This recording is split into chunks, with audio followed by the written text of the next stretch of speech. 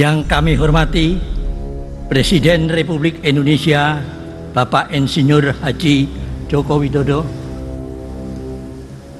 Presiden terpilih hasil pemilihan umum tahun 2024, Bapak Jenderal TNI Prabowo Subianto. Kalau keluarga Mulyono atau Pak Jokowi tidak diadili, maka saya sangat yakin bahwa presiden-presiden selanjutnya akan melakukan pelanggaran-pelanggaran hukum seperti yang dilakukan Jokowi. Oleh karena itu, sekali lagi saya ingin mengingatkan kita semua, setelah tanggal 20, mari kita geruduk KPK dan kantor kepolisian untuk mengingatkan bahwa segera melakukan penyelidikan terhadap Presiden Jokowi. Siap? Adili Jokowi. Saya mendengar sendiri dari ring 1 istana yang membantu Presiden Jokowi sampai sekarang. Mereka sampai bilang gini, mereka khawatir presiden pertama di Indonesia ini yang masuk penjara itu adalah Presiden Joko Widodo. Dari berbagai kebohongan hingga jeritan para korban BUMN, Jokowi ramai-ramai dilaporkan ke polisi pasca menjelang lengser. Assalamualaikum warahmatullahi wabarakatuh. Halo Sobat RJ, kali ini kita bakal mengupas habis-habisan drama yang sedang panas, yaitu menjelang lengsernya Jokowi. Di balik kemasan presiden yang merakyat, Jokowi ternyata menuai banyak kontroversi, tuntutan dari berbagai elemen masyarakat, hingga bahkan dilaporkan beramai-ramai ke pengadilan. Oke sob, mari kita bedah satu persatu. Jokowi disintegrasi, nepotisme, dan pengkotakan masyarakat. Ratusan orang dari berbagai elemen masyarakat berkumpul di Jakarta pada tanggal 1 Oktober 2024 yang lalu dalam acara silaturahmi antara tokoh dan elemen perubahan. Salah satu yang paling vokal dalam acara ini adalah Faisal Assegaf, yaitu seorang kritikus politik yang dengan tegas menuntut Jokowi untuk segera diadili, yaitu pasca dirinya lengser. Sebagian besar tokoh yang hadir menyuarakan keresahan soal kesalahan-kesalahan dari Jokowi selama 2 periode kepemimpinan. Lalu apa saja kesalahan-kesalahan yang ditudingkan ke Jokowi? Pertama, disintegrasi bangsa.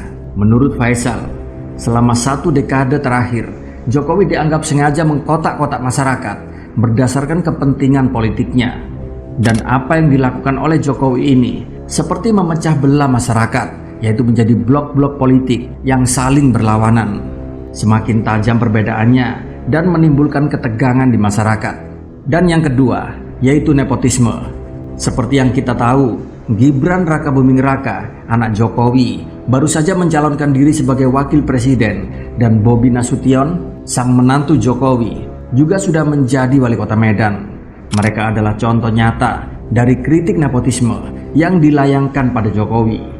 Di sini banyak yang melihatnya sebagai usaha keluarga Jokowi untuk terus bercokol pada kekuasaan. Praktek-praktek yang seharusnya tidak terjadi dalam sistem demokrasi yang sehat. Dan yang ketiga, Faisal pun menambahkan bahwa saat Jokowi nanti turun, akan ada gelombang tuntutan untuk mengadili Jokowi, yaitu pada 20 Oktober 2024 ke depan. Bahkan tokoh besar seperti Amin Rais, Refli Harun, Abraham Samad, dan Slamet Subianto juga ikut menyuarakan dukungan. Momen ini pun bisa menjadi salah satu yang paling bersejarah di akhir masa kepemimpinan Jokowi. Karena di sini tuntutan ini akan berujung pada proses hukum yang serius. Tetapi hari ini kita buktikan dari semua elemen bangsa, tokoh-tokoh yang konsisten memperjuangkan gerakan keadilan berkumpul di sini. Ini adalah pesan yang kuat kepada istana bahwa dalam bernegara tidak boleh ada satu keluarga yang merasa superior. Kita pastikan tanggal 20 Oktober nanti hak rakyat untuk mengadili rezim Jokowi. Dan tak hanya itu, di tempat yang berbeda, Rizik Syihab pun, tokoh kontroversial yang selama ini berseteru dengan pemerintahan Jokowi, juga nggak mau ketinggalan. Pada tanggal 30 September 2024, Rizik pun resmi juga mengajukan gugatan perbuatan melawan hukum terhadap Jokowi, yaitu di Pengadilan Negeri Jakarta Pusat. Gugatan ini pun unik karena bertepatan dengan hari yang sama, yaitu saat tragedi G30 SPKI diperingati, sehingga Rizik menamai gugatan ini sebagai G30S Jokowi. Di sini Rizik pun menuding bahwa Jokowi telah melakukan serangkaian kebohongan sejak mulai menjabat sebagai Gubernur DKI Jakarta, yaitu pada tahun 2012. Kebohongan-kebohongan dari Jokowi ini semuanya dirangkum hingga sampai berbagai kebohongan ketika Jokowi menjelang lengser. Kebohongan-kebohongan ini disebut-sebut bukan hanya janji-janji kampanye yang tidak terpenuhi, tapi juga upaya pencitraan yang begitu sangat berbahaya bagi bangsa.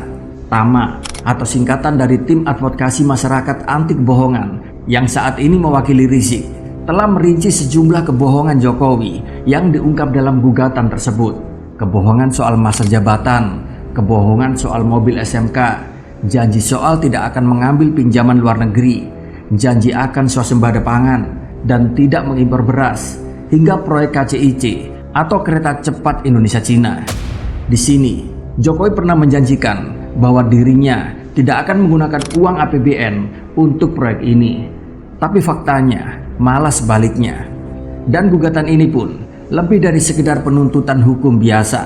Rizik dan kelompoknya pun bahkan menuntut agar Jokowi membayar ganti rugi sebesar hutang luar negeri Indonesia.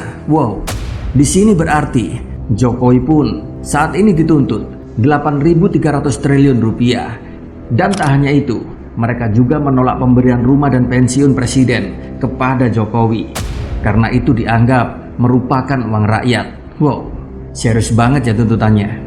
Dan gugatan ini pun sudah diterima oleh Pengadilan Negeri Jakarta Pusat.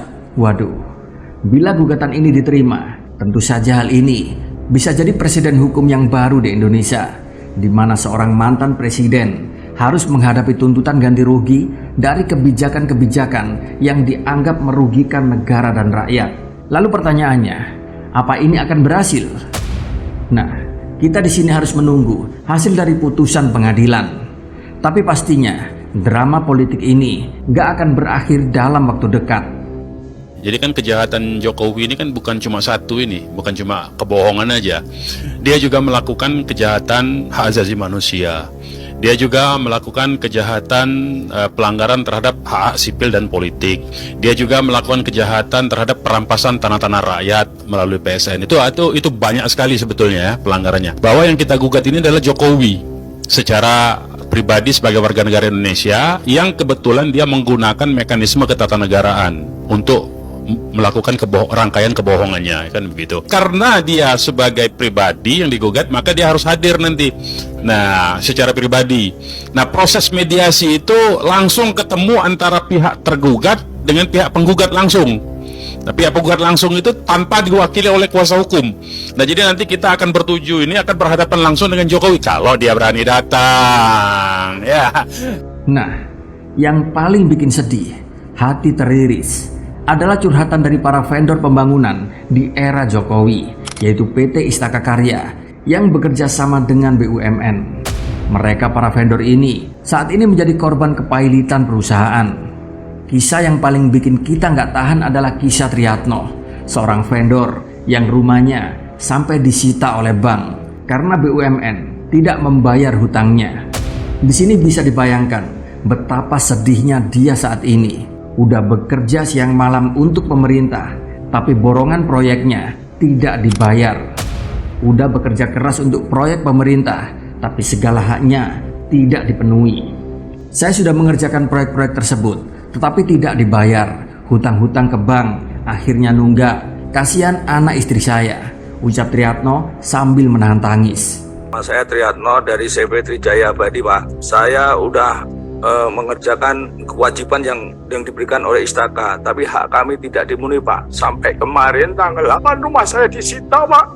Aku mohon perhatian dari Bapak anggota DPR. Bantu, Pak. Saya minta hak saya, Pak. Gara-gara saya kemarin tanggal 8, Pak, disita sama pengadilan, Pak. Disampaikan Pak Jokowi, Pak Thohir. Saya sudah mengerjakan proyek-proyek tersebut, tapi nggak dibayar. Saya itu utang-utang ke bank akhirnya. Saya, Pak, kasihan dia anak istri saya, Pak. Aku mohon, Bapak.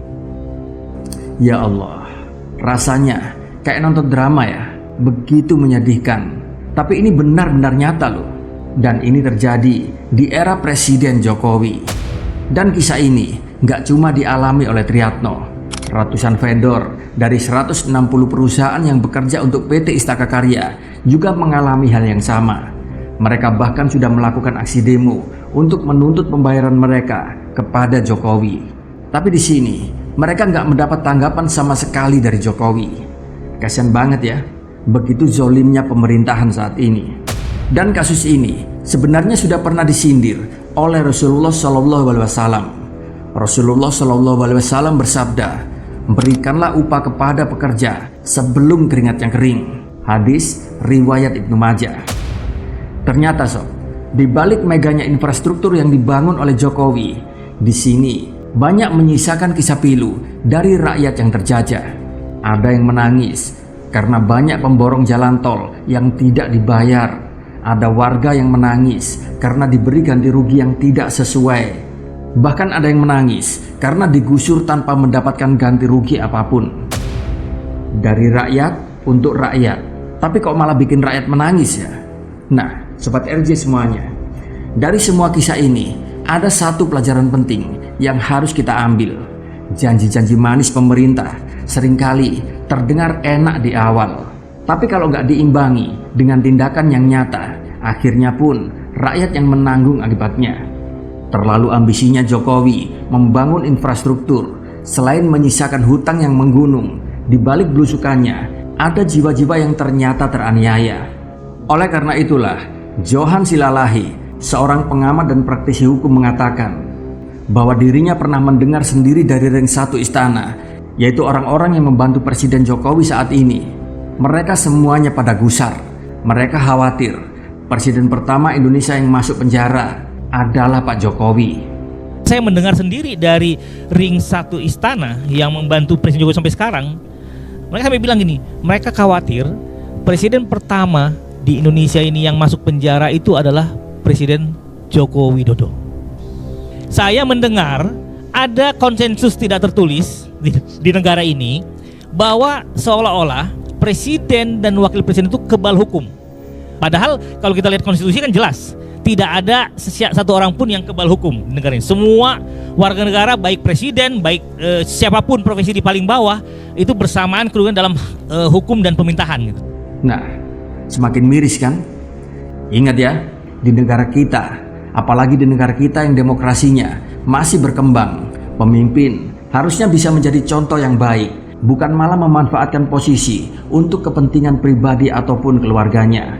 Nepotisme, rasisme, dan ketidakadilan itu adalah masalah besar yang gak boleh dibiarkan. Di sini saya berharap buat para pemimpin kita ke depan harus menjadikan ini sebagai pelajaran.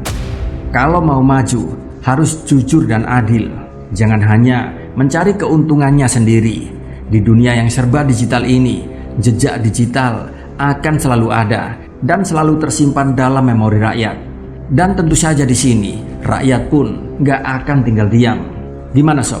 Setelah mendengar cerita ini, apa yang kalian rasakan? Sedih, marah, gemes, atau justru gak sabar untuk menunggu apa yang bakal terjadi di tanggal 20 Oktober ke depan? Tulis ya pendapat kalian di kolom komentar. Dan jangan lupa share video ini biar makin banyak yang tahu cerita sebenarnya di balik kepemimpinan Jokowi. Terima kasih sudah menonton dan sampai jumpa dalam konten-konten kami selanjutnya. Wassalamualaikum warahmatullahi wabarakatuh.